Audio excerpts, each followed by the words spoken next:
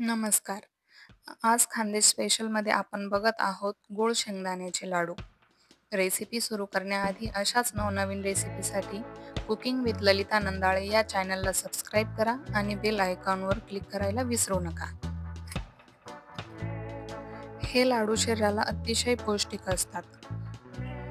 गुळात लोह असल्यामुळे हे लाडू हिमोग्लोबिन वाढण्यास मदत करते आणि रक्ताची कमतरता दूर होते. आपण इथे अर्धा किलो शेंगदाणे घेतलेले आहेत. ते मंद आचेवर भाजून घेऊया.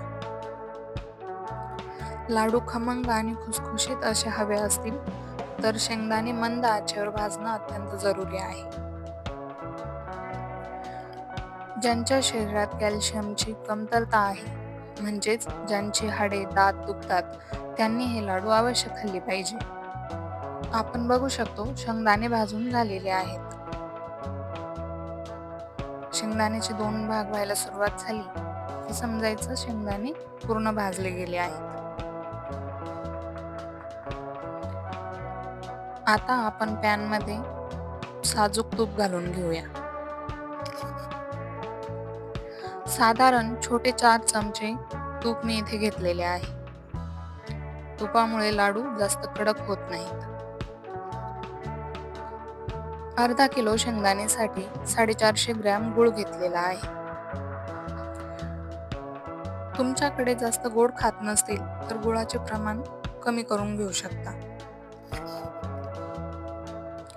4 ते 5 मिनिट हा गूळ आपण व्यवस्थित शिजवून घेऊया. गूळ व्यवस्थित मेल्ट झाला पाहिजे. यात पाणी नसल्यामुळे तसा हा पाक लवकर बनतो. आपण इथे बघू शकताय गूळ व्यवस्थित मेल्ट झालेला आहे. अजून 2 मिनिट आपण पाक शिजून घेऊया.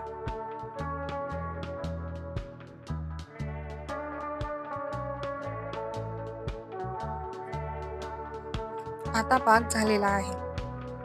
फ्लेवरसाठी 5 ते 6 वेलदोडे बारीक करून घेतलेले आहे. ते मिक्स करून घेऊया.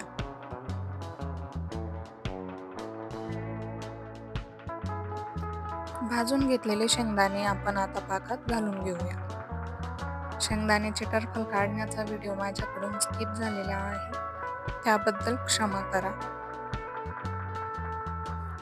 गूळ शेंगदाणे आता आपण चांगले एकजीव करून घेऊया.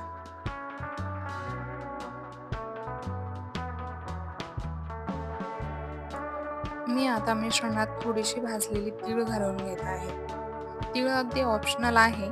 ही स्टेप तुम्ही स्किप करू शकता.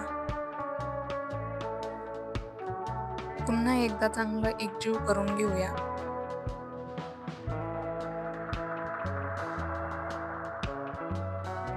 गुळाचे प्रमाण थोडेसे वाढवा असल्यामुळे पाक थंड झाला तरीही आपण हे लाडू इझिली वाळू शकतो. लाडू वाळायला घेण्याआधी हाताला थंड पाणी लावून घ्यायचं आहे, ज्यामुळे हाताला चटके बसत नाही आणि लाडू वाळणंही सोयीस्कर होतं.